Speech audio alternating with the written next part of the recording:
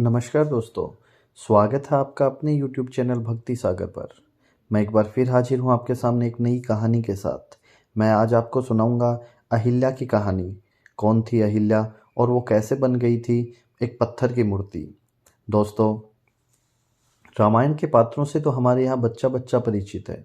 इसका कारण यह है कि हर व्यक्ति के मन, विचार और रुचि को मोहने वाली अनेक कथाएं इसमें बसी हैं। ऐसी ही कथा है राम के वनवास के समय पत्थर की शिला पर पैर पड़ने पर उसका जीवित स्त्री में बदल जाना। दोस्तों, यह अहिल्या थी जो राम के स्पर्श से श्राप मुक्त हुई थी। लेकिन प्रश्न यह उठता है कि अहिल्या को श्राप मिला क्यों? वे पत्थर की शिला कैसे बन गई थी? तो दोस्तों, इसकी कहानी कुछ इस प्रकार है। अहिल्या महर्षि गौतम की पत्नी थी।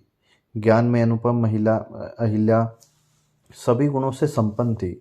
अपने अतुल्य सौंदर्य और सरलता के कारण वे अपने पति की बहुत प्रिय थी। इसके साथ ही वे अपने पति के प्रति पूर्ण रूप से समर्पित थी, इसलिए उन्हें सती अहिल्या का नाम भी मिला। दोनों ही पति पत्नी धर्म का पालन करते हुए प्रेम रस से परिपूर्ण दाम्पत्य का निर्वहन कर रहे थे।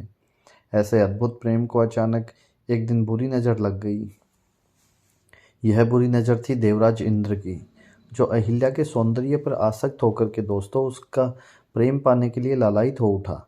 इंद्र को महर्षि गौतम की दैवीय शक्तियों और सामर्थ्य का ज्ञान था। इसके साथ ही वह अहिल्या के पतिनिष्ठ होने से भी के सत्य से भी परिचित था। दोस्तों, इंद्र के पास इन शक्तियों से पार पाने का सामर्थ्य नहीं था, पर वह अहिल्या को भूलना भी नहीं चाहते थे। वह स्वयं को संयमित कर सही अवसर की प्रतीक्षा करने लगा। दोस्तों, वक्त बीतता गया, समय अपनी गति के साथ चलता रहा और एक दिन महर्षि गौतम ने अहिल्या से कहा कि उन्हें एक विशेष सिद्धि की प्राप्ति के लिए कम से कम 6 माह तक एकांतवास में तपस्या करने जाना है। अहिल्या ने उन्हें सहमति देते हुए उनकी प्रतीक्षा करने की बात कहकर विदा कर दिया।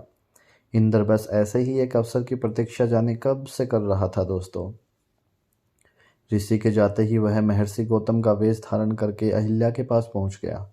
पति को वापस देखकर अहिल्या चौंकी तो उसने प्रेम जताते हुए कहा कि उसके सौंदर्य पास ने वन में जाना असंभव बना दिया है, इसलिए तपस्या का विचार छोड़ करके मैं वापस आ गया हूँ।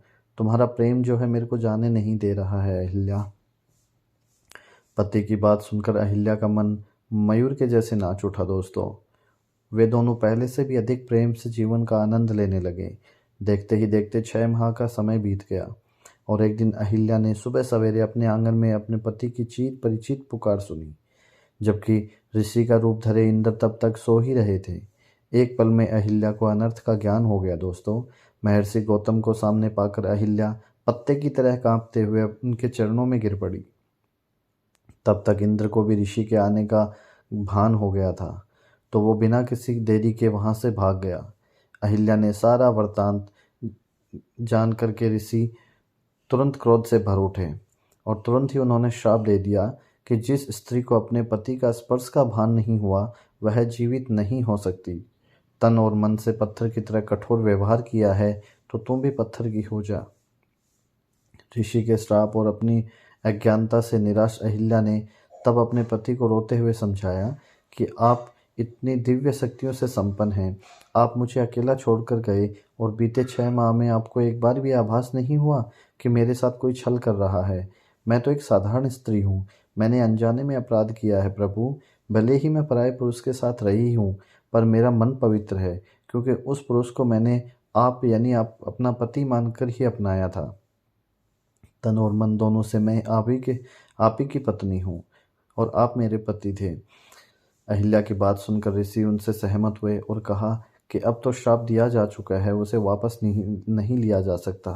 किंतु त्रेता युग में भगवान विष्णु श्री राम के अवतार रूप में अवतार लेंगे और वनवास के दौरान तुम्हें स्पर्श करेंगे।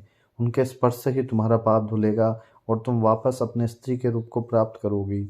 ऋषि के श्राप को धारण करते हुए अहिल्या पत्थर की शिला बन गई और घोर प्रतीक्षा के बाद प्रभु श्री राम के पावन चरणों से के स्पर्श से पुनः स्त्री के रूप में प्रकट हुई थी। तो दोस्तों, ये थी अहिल्या की कहानी। कैसी लगी आपको? कमेंट्स के जरिए अपनी राय जरूर रखिएगा। धन्यवाद।